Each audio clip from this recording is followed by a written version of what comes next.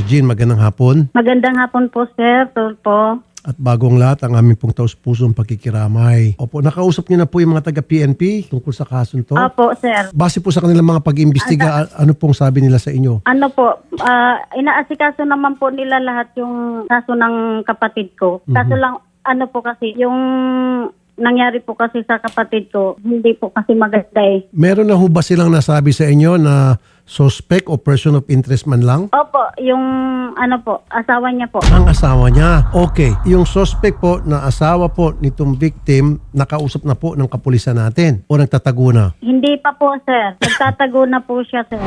Magandang hapon po, Patrol Mabamba. Sir, good afternoon. Magandang hapon po, Sir Rapi. Okay.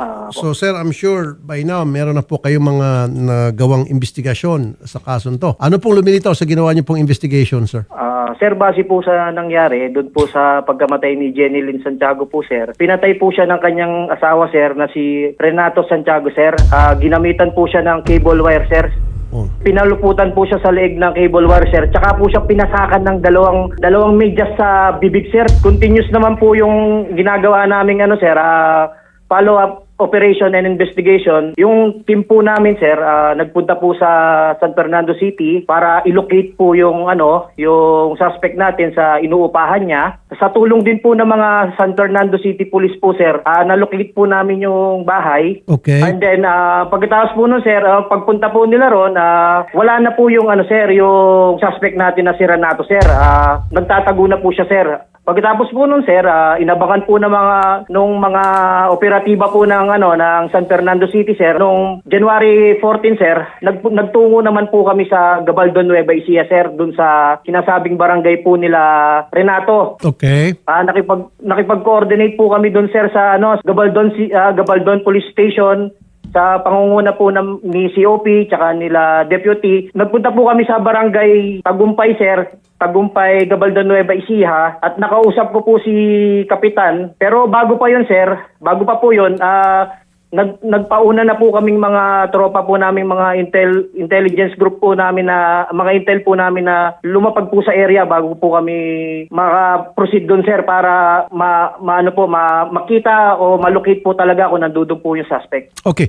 Now, ang tanong ko po, sir, paano niyo po naging suspect ito pong kanyang asawa at ano rin po ang motibo kung ito man po ay may kagagawan para magawa niya yung karumalduman na krimen? Sir Idol Rapi, base po sa mga statement po ng mga witnesses po namin, galing po doon sa kapatid niya na si Jennifer, tsaka po yung anak niya na sila alias Totoy, tsaka si alias Nene po, yung mga minor de edad po sila, mga minor po sila na nagbigay po ng mga kanya-kanya po nilang salaysay. Okay. Base po sa kanila, nakita daw po nila si Tito Rene po nila. Madalang po umuwi po yan si Rene dito po sa barangay Gugu sa inuuwian po nilang bahay. Yung mga pamangkin, nagtistigo, nagbigay ng kanya-kanyang salaysay. Yes po, tsaka po yung kapatid po, Sir Idol, Sir Opo. Senator. Ano pong nilalaman ng kanilang mga salaysay po, sir? Again? Uunahin ko na po, Sir Senator, yung pong sa kapatid niya po na si Ma'am Jennifer Okay. Mendoza po. Okay. Base po sa binigay niyang salaysay po sa akin, nakita niya po yung kapatid niya na si Jenilyn na nagwawalis nung hapon na halos kauuwi lang din po ni Ma'am Jenilyn, sir, nung araw po na yon. Okay. Nung January 10 po, kauuwi niya lang po. Okay. Nung time po na yon, umuwi po si Ma'am Jenilyn, nag-live po siya sa Facebook na naglinis po ng kanilang kabahayan, kapaligiran. Okay. Possible po na nakita po ng suspect natin na nakauwi po yung asawa niya. At teka muna, magkahiwalay na ba sila? Opo, magkahiwalay po sila kasi po yung pong lalaki tumira po sa San Fernando at meron pong kinakasama. Okay. At tapos po, nung time na kinagabihan nga po na nakita niya po yung live, na dumiretso po siya dito sa Samal po. At doon po nakita ng dalawang bata ni alias Nene at ni alias Totoy ang kanilang tiyuhin po na si Renato. Ayun. So, meron talagang eyewitnesses. Opo, Na- nung alas 9 po ng gabi. Makapagsasabi na itong tiyuhin nila, itong suspect nyo ngayon, ang siyang may kagagawa ng krimen. Wala ko siyang kasama, siya lang mag-isa ang may Yes kagagawan. po, Sir Senator. Now, ano po yung motibo? Ang motibo po nito, Sir Senator, selos po. Bakit po nagsiselos? Meron naman siyang ibang kinakasama na. Base po sa nakalap kong mga impormasyon po sa pag-iimbestiga ko, gusto pong makipagbalikan itong lalaki na si Renato kay Madam Ginalyn po. Okay. Pinipilit niya pong makipagbalikan, ngunit ayaw na po ni Ma'am Ginalyn sa kadahilanan po na mayroon na nga po siyang kinakasama sa San Fernando po. Oh, okay. So selos po ang pinag-ugatan ng krimen and then meron po tayong testigo, 2 eyewitness. So naisampa na ho ba yung kaso? Ang nangyari po, kinukolekta pa po namin yung mga ebidensya po namin na makakapagpatibay pa po lalo para mapagdiin yung ating suspect po, Sir Senator. Okay. Ayan po yung suspect, Renato Santiago. So tayo po'y mananawagan kay Renato o maging sa mga nakakilala sa kanya o kung sino man yung kumukupup sa kanya o baka mayroong mga taong nakikita siya dyan sa paligid, pakikontak lamang po ang PNP para siya po ay makunan din ng salaysay, para siya po ay ma-interview. Kunan siya ng panig niya dahil siya po ay isang suspect na. Ayan po, pagmasdan niyo mabuti.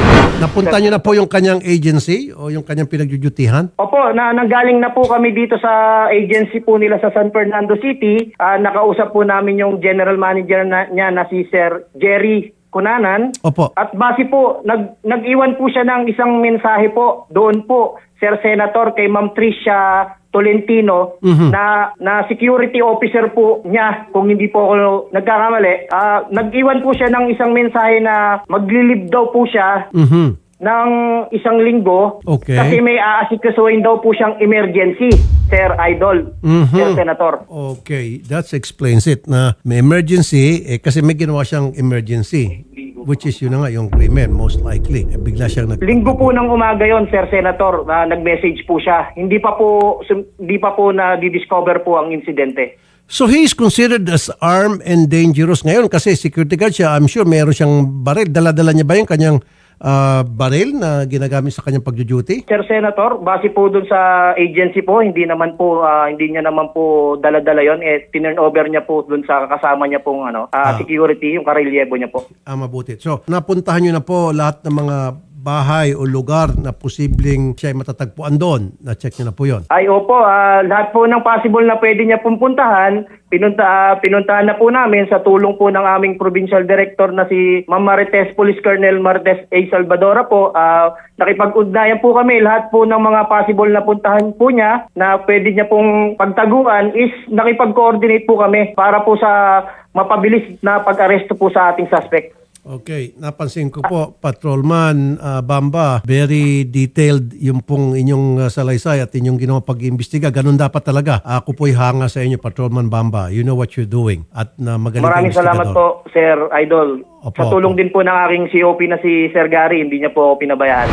Medyo Lupian, magandang hapon po, sir. Magandang hapon po, Senator. At sabi ko nga kanina, hanga po ako dito sa trabahong ginawa ni Patrolman Bamba sa pag-imbestiga sa kaso. Okay, Major Lupian, ano po ang kasong pwedeng isampa dito sa suspect na si Renato Santiago? Mag-asawa kasi ang mga totos, papasok po sa parricide po. Parricide Kasal po na po kasi sila, kasal kasi sila. Ayun, okay. At yun na nga po, nagtatago at ginawa naman po ng inyong investigador yung tamang proseso. So, it's just a matter of pag lumabas na po yung warrant, then mawanted na po siya. Tama? Sa ngayon po, wala pa naman natin na isang pangkaso sa piskalya at alam ko naman po, nagkakalap pa raw. Tama lang yon ng mga impormasyon pa na para talaga madiin siya.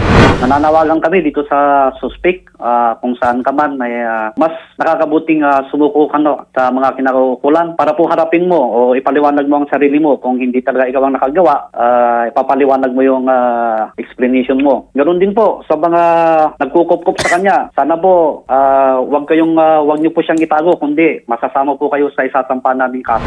So, we're expecting Major in the next few days or at least a week from now, nakalap niyo na po lahat ng mga posibleng ebidensya, impormasyon na kailangan ninyo. Kasama na dyan yung 2 eyewitnesses, maisasampa na po yung kaso. Hopefully po, Major. Opo. Expect natin by next week, maisasampa po namin yung kaso, Senator. So, ano pong kinamatay pala, Major, ng biktima, cause of death? Ayon po, dito po sa ating medical legal, ang nakalagay po dito ay asphyxia by ligature. Yun nga, nasabi pala kanina ni Patrolman, parang medyas. Hindi, sinakal.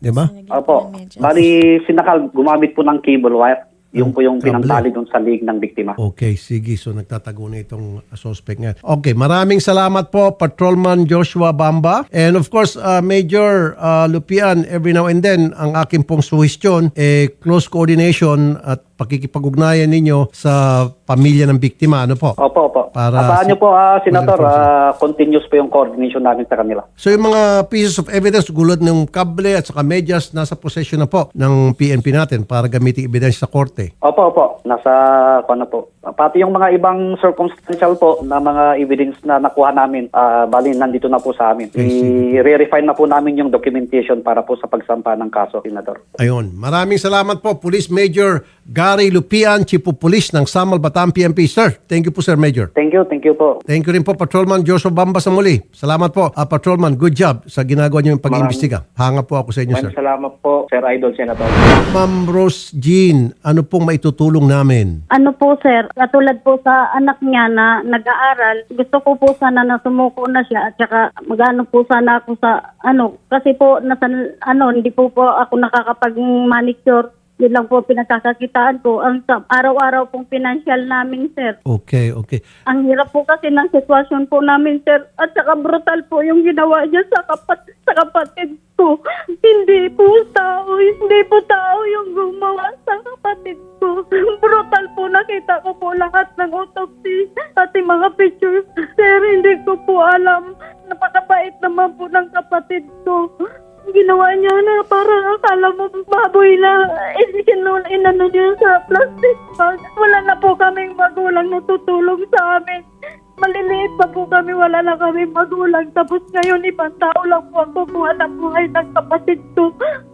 Sige po, bubuhos po. Tulungan niyo po kami, sir. Opo, ma'am. Kasi mas tulungan niyo po kami, maghuli siya, magbayad po siya, alang-alang po sa anak niya, sanang sumuko siya. Masisira ang kinabukasan ng anak niya, 12 years old. Ilan pong anak nila, ma'am? Isa lang po. Nag-aaral pa po? Nag-aaral na yung bata, 12 years old. Opo, nag-aaral po. Kaso lang po, sir, nandoon po sa parents ng lalaki. Natatakot po ako, sir, sa magiging kalagayan ng pamangkin namin na nag-iisang anak ng kapatid ko. Dapat po nasa side nyo yung bata. Papipili naman yung bata Yun dahil nga lampas po. sa 7 years old. Sige po, ayusin natin yan na para yung bata pipili kung saan niya gusto. Kung sa parents ba nung lalaki o sa side po ninyo. Ano po? Opo. Pero para po sa akin, kung ano po ang maging desisyon ng pamangkin namin, yun po ang masusunod kasi nasa tamang edad naman na Tama. po siya eh. Opo, Ayaw- pagpipiliin Ayaw po ko siya. naman po kasi na gano'n. Ang gusto ko lang po sana sumuko ang tatay niya para hindi maging yung isip ng bata habang lumalaki. Kasi tatanim sa puso't isip ng bata yung ginawa niya sa nanay ng anak niya. Renato Santiago, kung saan ka man, alang-alang sa anak mo at saka sa amin din ng mga kapatid ng asawa mo, sumuko ka na. Mas maganda yung sumuko ka na habang maaga pa. Parang hawa mo na, alam mo naman ang buhay namin. Wala din naman kami. Mga kapatid ko, payaw ko, wala din trabaho sa ngayon dahil sa pag-asikaso namin sa ginawa mo sa kapatid namin. Sana mapagabag ang puso't isipan mo rin eh. Ilang taon kayo ng kapatid ko? 15 years kayo nagsama. Walang ginawang kapatid ko kundi naging mabuting asawa siya sa'yo. Ikaw ang naunang kaklo ko. Sana naman natanggap mo yun kung ayaw na ng kapatid ko sa'yo. Bakit pinatay mo pa yung kapatid ko? Ginawa mo yun. Parang hayop ang kapatid ko. Brutal ang ginawa mo rin eh. Namatay ang nanay namin. 8 years old yung kapatid ko. Ngayon, magpamilya siya. Ikaw lang ang kumuha sa buhay ng kapatid ko lang. Bait-bait ng kapatid kong bunso. Sir Rafi, tulungan niyo Opo. po kami. Yes, ma'am. Makakaawa po ako sa inyo. Sige po. Gaya na sabi ko po kanina, yung ating pong kapulisan dyan sa Samal, Bataan, ginagawa po lahat para maisampa na po yung kaso, hinahanap na po siya and all.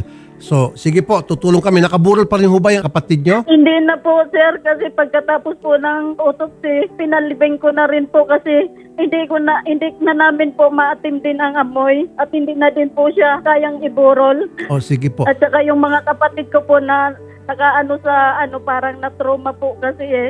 Kaya ako po yung humarap talaga sa ngayon kasi ako po ang panganay. Ganitong gagawin po namin, Ma'am Rose Jean. Opo.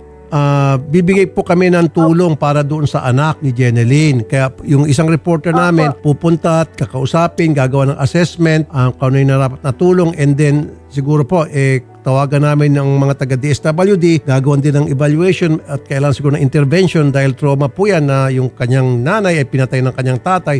So kailangan din po siguro magkaroon ng intervention yung bata. Sige po, papuntahan ko po sa reporter kung nasaan po yung bata, pati kayo para tingnan kung anong pwede maitulong. Ano po? Opo. Sige po. Sige po, Huwag sir. niyo pa po ang telepono, Salamat po. kausapin po kayo ni Odette. Salamat po sa lahat ng kapulisan. Opo. Salamat po ma'am. Magandang hapon po madam. Thank you din po.